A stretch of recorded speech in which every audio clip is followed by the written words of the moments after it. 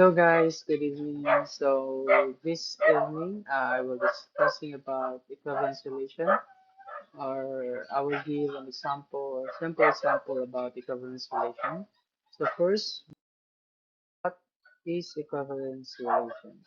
An equivalence relation is a type of binary relation that groups elements into classes, where all elements within a class are considered equivalent to each other.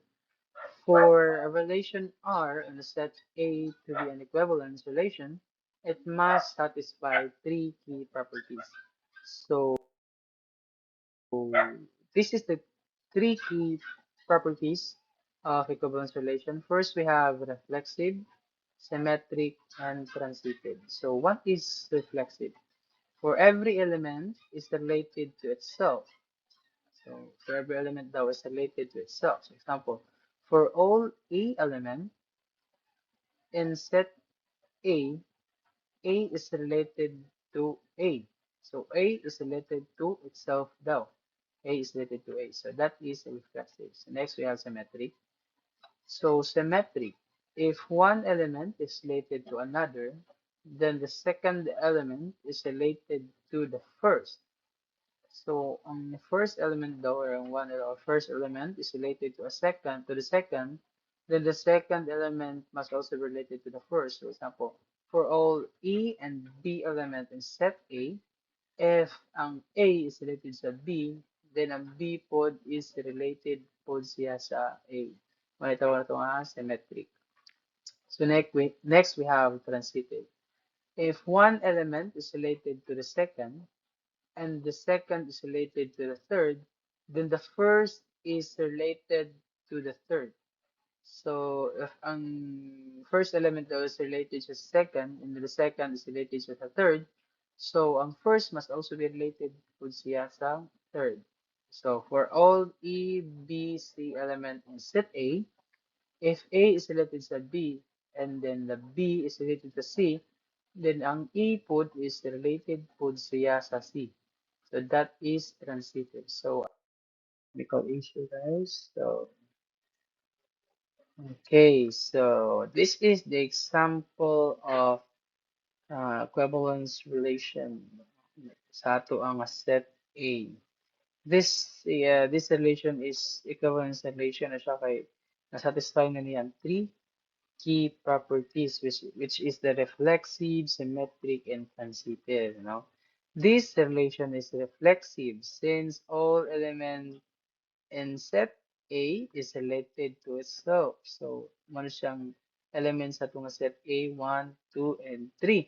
So, 1 is related to 1, 2 is related to 2, and then 3 is related also to 3. So, ano siyang matawag na ito nga reflexive. So, ang reflexive is na siya diri sa itong relation. And sunod ang symmetric. Relation is symmetric since for all A B element in set A is set A. If A is related to B, then B must also be related to A. So, diri is makita na to ang mga elements now. So, ang 1 is related sa 2 and 2 is related po siya sa 1. So, muna siya ang symmetric. And then, ang 2 is related sa 3. So, ang 3 is also be related to 2. 1 is related to 3, and then 3 is related to 1. So, that is symmetric property. Sunod ang transitive. Relation is transitive since for all A, B, and C element in set A, if A is related to B and B is related to C, then ang A is related po siya sa C. So, mao na transitive. So, diri as atong relation, ang 1 is related sa 2, and then ang 2 is related sa 3. So, ang first element na to, which is ang 1, is related to siya sa third or ang 3. So, this is the transitive properties. No? So, atong nakita nga ang tanan properties sa atong relation is ato siyang kita. No? So, mao na nga gitawag nato siya nga equivalence relation. No?